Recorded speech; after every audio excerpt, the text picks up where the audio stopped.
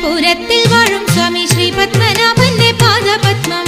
ശ്രീമദനന്തപുരത്തിൽ വാഴും സ്വാമി ശ്രീ പത്മനാഭന്റെ പാദപത്മം. നാം ഇന്നു ചിന്തിച്ചു പാർവതി റാണിയെ വന്ദിച്ചു വാഴ്ത്തിക്കളിച്ചിടണം, സഭ വന്ദിച്ചു കുമ്മിയടിച്ചിടണം. നാം ഇന്നു ചിന്തിച്ചു പാർവതി റാണിയെ